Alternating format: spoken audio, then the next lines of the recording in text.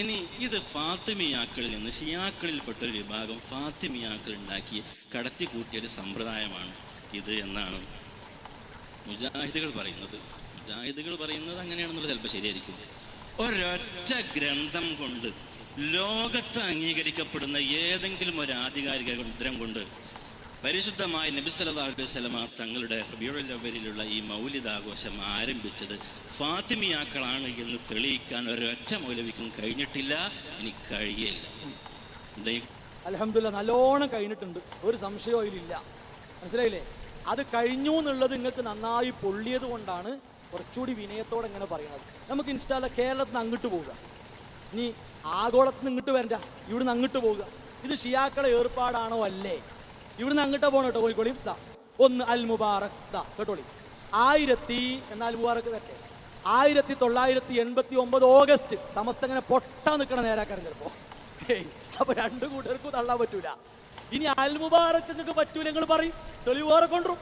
അൽ മുബാറക്ക് നിങ്ങളതാ തെളിയിക്കാൻ തെളിവ് വേറുണ്ട്, അത് നമ്മൾ സമയത്തിന് വായിക്കും ഇൻഷാ അല്ലാഹ്. ഇപ്പൊ അൽ മുബാറക്ക് മതി.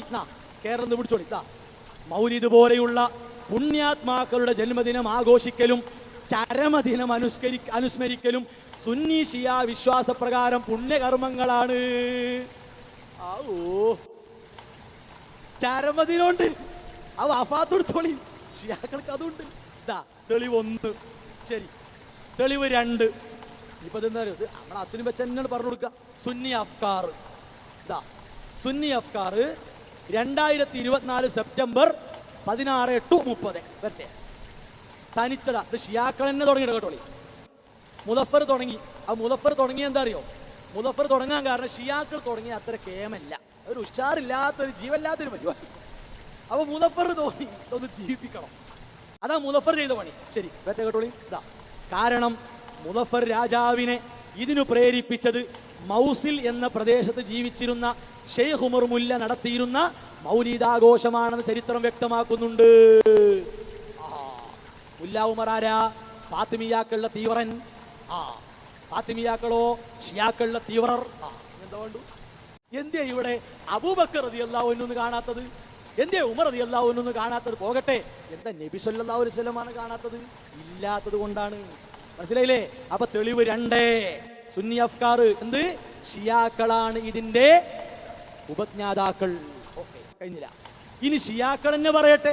അപ്പോഴാണല്ലോ സൂഫികളും ഷിയാക്കളും പറയട്ടെ. കേട്ടോളി. താരിഖുൽ ഇഖ്തിലാഫ് ബിൽ മവാലിദിൻ നബവി. ആരുടെ കിതാബാ? ഷിയാ സൂഫി കിതാബ്. ആ കിതാബിന്റെ പേജ് കാണാം. ഇതാ ഇതിന്റെ ളുഹൂർ, ഇതെപ്പോഴാ വന്നത് നോക്കുക. ഖബല തഹദ്ദുസി ഫീമാ കാന ലിൽ ഖുലഫാഇൽ ഫാത്തിമിയീന മിൻ ബനി ഉബൈദില്ലാ ബിമിസ്ർ മിന അശ്ശഇൻ ഫീ ഇബ്തിദാഇ ഫിക്റത്തിൽ ഇഹ്തിഫാലി ബിൽ മൗലിദിൻ നബവി അശ്ശരീഫ്. ഖുലഫാഉർ റാഷിദീൻ അല്ലട്ടോ, ഖുലഫാഉൽ ഫാത്തിമീന. ഫാത്തിമിയാക്കളിലെ ആ ഖലീഫമാരെ കാലഘട്ടം പറയും മുമ്പ് ഇതുണ്ടായത് പറയട്ടെ. അന്ന് അതുണ്ടായത് ആര്? ഇത് ഉണ്ടാക്കിയ ആൾക്കാർ. എന്താ വേണ്ടു? ഉണ്ടാക്കിയവർ. പിന്നെ പറഞ്ഞത് എന്താ? ഇനി അഹ്ലു സുന്നന്റെ ആരെങ്കിലും ഉണ്ടെങ്കിൽ ഒന്ന് പറഞ്ഞില്ല, ഒന്ന് കൊടുക്കുക. ഈ വിഷയത്തിൽ അഹ്ലു സുന്നയുടെ പണ്ഡിതന്മാർ ഇപ്പൊ ആധുനികരാകട്ടെ ഈ ഇമാമിന് ശേഷമുള്ളവരാകട്ടെ അവരൊക്കെ അംഗീകരിച്ച കിതാബാണ് ഇമാം മഖ്രീസി റഹിമഹുള്ളയുടെ അൽ ഖുത്തത്ത് എന്ന പേരിലാണ് അറിയപ്പെടുക. കിതാബുൽ മവാഇദ് വൽ ഇഅ്തിബാർ ബിദിക്രിൽ ഖുത്തത്ത് വൽ ആസാർ അൽ മഅറൂഫ ബിൽ ഖുത്തത്തിൽ മഖ്രീസിയ. ഇമാം മഖ്രീസിനെ കൊടുത്താൽ പറയാ, ഇമാം മഖ്രീസി നിങ്ങളാളല്ലേ? നിങ്ങളീ ആൾ തന്നെയാണ്, എല്ലാവർക്കും പറ്റും. ഇമാം മഖ്രീസിനെ ഇവരൊക്കെ തെളിവാണ്, അവിടെ പഠിച്ചല്ല. ഇനി തെളിവാക്കല്ലേ നമുക്ക് അപ്പൊ കൊടുക്കാൻ സാധിക്കും. കേൾക്കാം, വരട്ടെ. 436 പേജ്. എന്താണ്? ഇതാ വകാന ലിൽ ഖുലഫാഇൽ ഫാത്തിമീന ഫീ തൂലി സന അയ്യാദ് വ മവാസിം. വർഷം മുഴുവൻ ഷിയാക്കളിലെ ഫാത്തിമിയാക്കളായ ഖലീഫമാർക്കൊക്കെ ആഘോഷങ്ങൾ ഉണ്ടായിരുന്നു, വർഷത്തിന്റെ ആരംഭത്തിൽ ഉണ്ടായിരുന്നു. അങ്ങനെ പറഞ്ഞ് യൗമു ആശൂറ ഒക്കെ ഉണ്ട്. വ മൗലിദുൻ നബി സല്ലല്ലാഹു അലൈഹി വസല്ലമ. അപ്പൊ എന്തിനാ ഷിയാക്കൾ ഉണ്ടാക്കിയതരോ? ഓല ഇമാമുകളെ ആഘോഷം കൊണ്ടാണ്. അപ്പൊ തെളിവ് വേണ്ടേ?